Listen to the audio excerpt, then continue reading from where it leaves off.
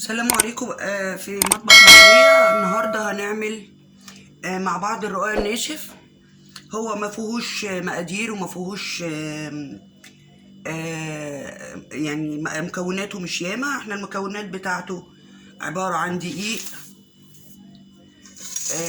دقيق، انا بستخدم الدقيق ده حلو قوي قوي وممتاز، بيديكي احسن. هو غالي شوية بس بيديكي نتائج تحفة.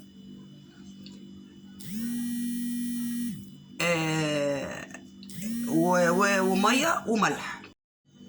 معلش نكمل مع بعض، جالي تليفون فصل التصوير. كنت بقول لكم ان الدقيق ده احلى نوع دقيق لو عايزه كل وصفاتك تطلع ممتازه. انا مش بعمل دعايه للدقيق ده ولا حاجه، بس انا استخدمته. وكل حاجه مثلا انت عايزه بسكوتات هتلاقي دقيق للبسكوتات، عايزه عجين عيش هتلاقي، عايزه لكل ال different uses دقيق لجميع الاستعمالات. ده ممتاز ممتاز. انا النهارده هعمل مش هعمل الكيلو كله، انا كنت واخده من الباكو ده كوبايتين. انا هعمل زي نص كيلو دقيق عشان انا عايزه صينيه رقاق واحده، لان كيلو دقيق بيعمل كتير وانا مش عايزاه يتفضل عندي. يعني مش عايزاه انا عايزه صينيه، بس عايزه مقدار صينيه حوالي نص كيلو دقيق. اوكي، هحط ذره ملح،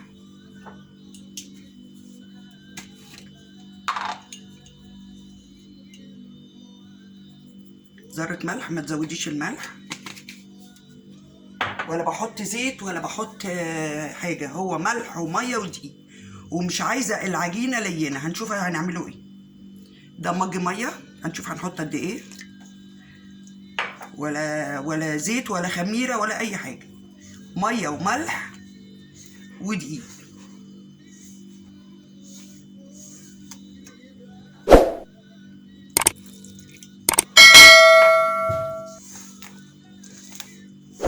كده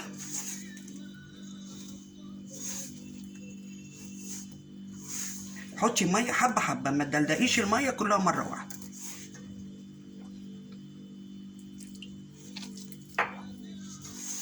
لغايه لما العجينه تلم من ايدينا في ايدينا. الدقيق ده ممتاز، انا حبيته قوي من اول ما استخدمته. هو غالي شويه يعني تقريبا كيلو الدقيق السايب. بس انا اللي خلاني شبطت في الدقيق ده ايه، انا جبت دقيق سايب. انا ببقى مش عارفه هو ايه مكتوب ايه على الشوال من بره يعني. فعملت بيه عيش، الاقيه وتبقى العجينه مظبوطه والمقادير مظبوطه، الاقيه يسيح وما يقبش. قلت لا، جايز فيه غلط في مكوناتي. رحت عملت كمان مره عيش فينو نفس الفكره. فسالته سالت اللي انا اشتريت منه العلاف، قال لي لا، ده بتاع حلويات، مش بتاع عيش. فلما انا لقيت بقى الدقيق ده مكتوب عليه كل استعمالاته، شبطت فيه بقى وبقيت مش بستخدم الا هو. عشان ساعات يقولك اصل الوصفه ما ظبطتش، اصل مش عارفه ايه. لا، انت هاتي حاجه بمقاديرك وكله تظبط معاكي. ما تخليش حاجه تقولي يا ترى هو ايه، من السكر، من الدقيق، من الخميره. لا، هاتي كل مقاديرك مظبوطه، حتى لو غاليه شويه هترتاحي والوصفه هتريح معاكي. انا هعوز كمان نص كوبايه ميه.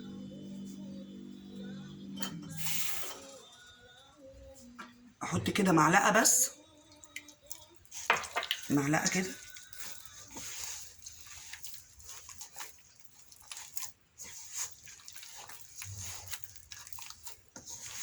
انا مش عايزاها عجينه لينه، ولا لينه ولا ناشفه. هي لميتها كلها قدامكم.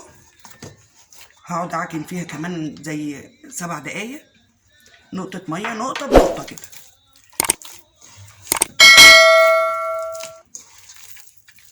طب ما انا اريح نفسي واجيبه جاهز. طب ما انا اجيب الرقاق جاهز، وفي معمل فعلا انا بجيبه. بس انا اوقات كتيره اما ابقى فاضيه يعني ما ورايش حاجه، إيه المانع بدل ما البس وانزل؟ وانا بعرف اعمله في البيت. ماما الله يرحمها كانت ما نشتريش رقاق، او ما كانش منتشر قوي فكره ان انت تشتري رقاق من بره. فكان عندنا فرن بالغاز. ماما كانت تعجن كيلو، بس بقى مش نص كيلو زي اللي انا بعمله دوت. كانت يعني الله يرحمها ويسامحها علمتنا الخير كله. كانت بتعمل بالاتنين والتلاتة كيلو رقاق تبقى الدنيا دي مليانة، لأن كان بيت عيلة واللي داخل أكتر من اللي خارج، فكان في من خيرات الله يعني. أنا هحط نص معلقة بس.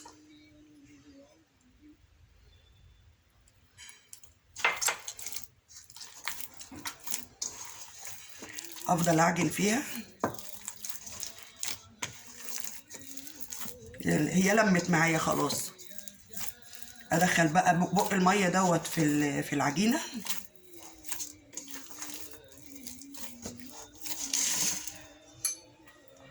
احط رشه دقيق.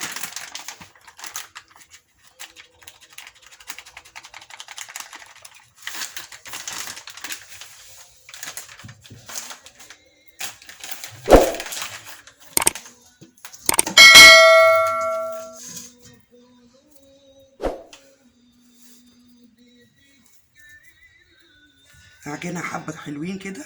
انتوا بس شايفين هي كده مقطعه، انا عايزه اقربها من الكاميرا. هي كده مقطعه، استنوا شوفوها لما اخلص العجن هتبقى عامله ازاي.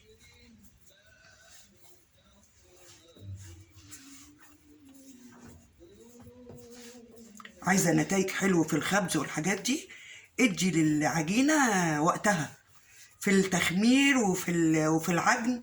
يعني زي ما بتقولي كده ايه، ما تستخسريش صحتك لغايه لما تبقى ناعمه وجميله، وكمان تريحي العجينه. ادي العجينه وقت في ان هي ترتاح. انا بحب المعجنات قوي، بحب العجينه كده.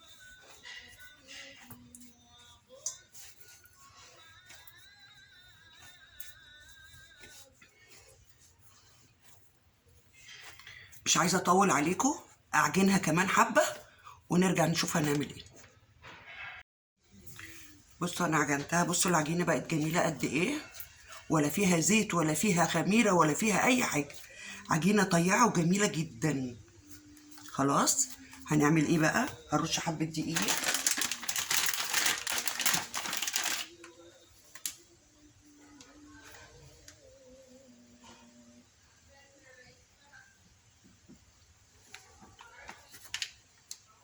هو الرقاق بيحب دقيق ياما.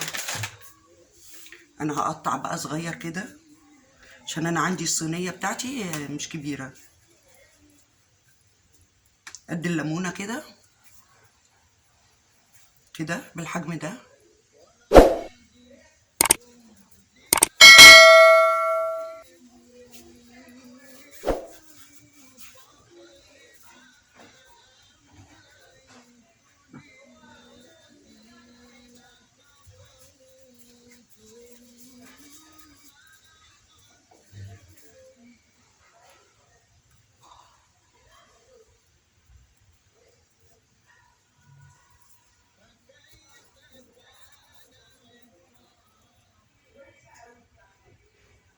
نقطع كده. اكمل بقيه المقدار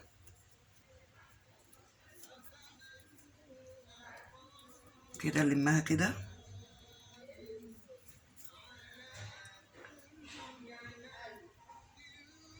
اكمل بقيه المقدار واغطي العجينه ترتاح شويه. هسيبها 10 دقايق ربع ساعه، ونفردها مع بعض ونسويها مع بعض ونشوف النتيجه النهائيه. طبعا انا بعد ما عملنا العجينه اللي كانت تحفه، قلت اسيبها بقى ايه 10 دقايق ربع ساعه ترتاح.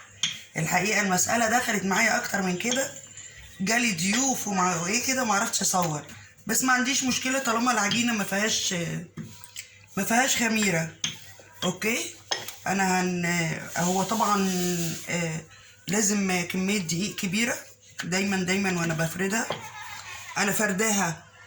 انا فرداها الحجم ده علشان الصينيه بتاعتي صغيره، بس اغلب الظن يعني المقدار ده مش هيكفي، هعمل مقدار تاني. فاحنا بقى ايه، افضل احط دقيق. اوكي. ونفرد كده. طبعا الفرد ده ما يعني ما فيهوش مهارة قوي اهو كده، وافرد. بس بعد ما عملت عجينة شوية، ففي ناس جايين على الغدا عندي بكرة، فالمقدار ده مش هيكفي، هنسوي دول مع بعض اخلص المقدار كله. بصوا بس في تكة كده عايزة اوريها لكم. انا بعمل المقدار كله، بفرده كله، وبعد كده اسويه على النار. انا عايزة اوريكم، طولوا بالكم عليا بس ما تزهقوش، هو كونوا زهقانين، حتى لو اتخرم كده ولا حاجة ما يجراش حاجة. هو حد يزهق مني ويقفل الفيديو، كملي الفيديو للاخر هتستفادي. طبعا انا عارفاكم كلكم يعني شاطرين وشاطرات، لو اتخرم كده ما عنديش مشكلة، ما هو مش هيفضل سليم، بس مش يعني اهلهله يعني. خلاص دي خلصت. باخد كمية دقيق وارشها عشان ما تلزقش اهو، اهو جميل قوي قوي، والعجينة طيعة وحلوة. يعني بين كل رقة ورقة ارش دقيق عشان الرقة اللي بعدها. اخلص المقدار ده على بعضه واسويه على البوتاجاز. لما اسويه هرجع لكم، بس اخلص المقدار ده الاول. انا عملت المقدار كله، وبعدين اهو حطيته على النار، نار متوسطة. ابتدي بقى اقلب فيه كده،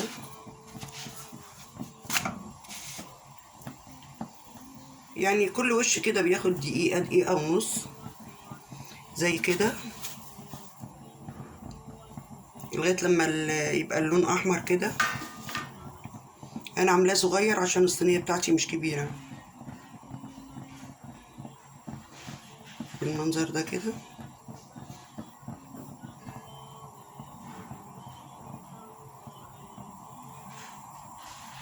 ما بياخدش دقيقة، دقيقة ونص، يعمل النقط الحمرا دي.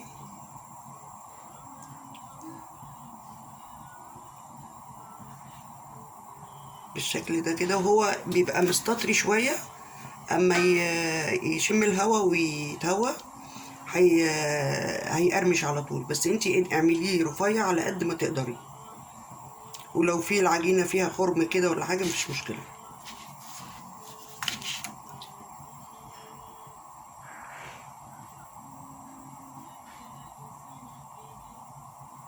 كده بالمنظر ده. يعني الرقاق حاجة هو ممكن ياخد منك وقت، مجهود، حاجة بسيطة يعني، بس بتعملي حاجة نظيفة في بيتك وانتي اللي عاملاها. في بقى الرقاق الطري مقاديره غير كده خالص، بيخش فيه لبن ويخش فيه سمنة، اللي هو العيش التورتيه. بصوا الجمال، او هتكسر من وقت للتاني امسحها.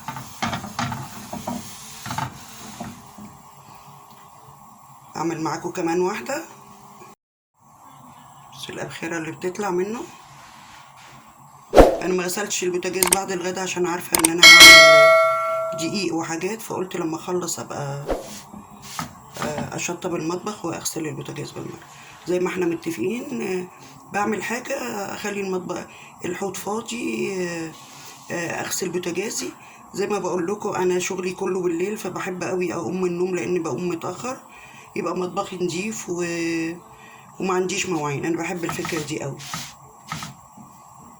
بس ساعات ابقى تعبانه، يعني 80-90% بعمل كده. اوقات كتير بشطب مطبخي قبل ما انام. يا جماعه على الرقاق ما حصلش، بصوا جماله. انا برضو بجيبه من معمل رقاق جاهز اوقات، برضو مش وحش، يعني المعمل اللي انا بجيب منه مش وحش. بس الفكرة ايه، انا عاملة نص كيلو دقيق، نص كيلو دقيق بالدقيق اللي انا قلت لكم عليه في اول الفيديو. يعني النص كيلو ب6 جنيه او 6 جنيه ونص. هيعمل لك ايه؟ هيعمل لك صينية. لو عملتي كيلو دقيق ممكن يعمل لك اكتر من صينيتين. ولو فاض منك رقاق تعملي بيه ايه؟ في كتير قوي بيسالوا الرقاق اللي فاضل ده نعمل بيه ايه. هاتي الرقاق وادهنيه سمنه وحطيه في الفرن يتحمص، تعملي منه احلى ام علي. اهو كده، دقيقه على الوش ده ودقيقه على الوش ده، ما بياخدش وقت. اهو لو الشكل مش منتظم برضو مفيش مشكله، لان هو هيتحط في الصاج مش هيبقى منتظم. يعني ما تقوليش عليا ان انا مش دقيقه في شغلي، لا دقيقه، بس في حاجات لازم اركز فيها قوي تبقى مظبوطه، والرقاق مش هيزعل يعني لو الشكل مش منتظم بالمنظر ده. اكمل بقيه الكميه واوريهولكوا في النهايه عملت قد ايه. انا خلصت المقدار كله، سويته كله. بصوا نص كيلو الدقيق، او اقل كمان من نص كيلو. بصوا عمل لي قد ايه، يعني ممكن يعمل لي صينيه ويفيد منهم. الرقاق سهل قوي. هو ممكن ياخد، عشان ما اكذبش عليكي، ممكن ياخد منك وقت، ابتداء من تعملي الكميه دي، ابتداء منك تعجنيه وتسويه، ممكن ياخد حوالي ساعه ما بين فرد وما بين تسويه. الواحده بس بتاخد على النار حوالي دقيقه. بس انا يعني زي ما وريتك على البوتاجاز، مش لازم النار تبقى عاليه قوي، تبقى نار متوسطه. وبصي هو بقى خفيف قد ايه ومقرمش. انا بقول لك انا عامله الحجم صغير عشان الصينيه بتاعتي صغيره. بصي، سامعين التكتكه دي يا جماعه؟ اهو ادوقكم، جميل قوي. وهي العجينه بسيطه زي ما قلتها لك في اول الفيديو، عباره عن ميه وملح ودقيق. دي الكميه اللي انت عايزاها، وتعجني فيها. انا مش ما بحب، يعني مش بحبش، المفروض العجينه ما تبقاش لينه ولا تبقى ناشفه قوي، تبقى العجينه وسط وطيعه. وهو بياخد في الفرد دقيق ياما، الدقيق تحتيه بيخليه يفرد ياما. انا عملت الفيديو ده مخصوص اهداء لاصحابي اللي في لندن اللي في كندا، منى ونهى. انا بهديكوا الفيديو ده عشان انتوا ما عندكمش رقاق هناك بره، فانت شطوره انت وهي، اعملوا الرقاق في البيت واعملي صينيه الرقاق باللحمه المفرومه اللي المصريين طبعا مشهورين بيها في العزايم والحاجات دي. اوعي تكسلي منى ونهى، اوعوا تكسلوا، قوموا اعملوا العجينه واعملوا رقاق واعملوا صينيه رقاق باللحمه المفرومه تحفه طبعا، وتسقيها بالشوربه. وانت اكيد انت وهي عارفين الطريقه ازاي، وانا كنت مصوره قبل كده الرقاق عاملاه بالصينيه بالرقاق يعني. ما تنسوش طبعا تتابعوني وتدعموني في قناتي، وما تنسوش اللايك والسبسكرايب والشير وتفعيل الجرس يوصل لك مني كل جديد. انا بحب المتابعين بتوعي جدا، وخصوصا بتوع المغرب اللي بيتفرجوا على الاكلات المصريه، وانا كمان بتابع مطبخهم. بحبكم كلكم، واتمنى ان انتوا تجربوا الوصفه بتاعتي. باي باي.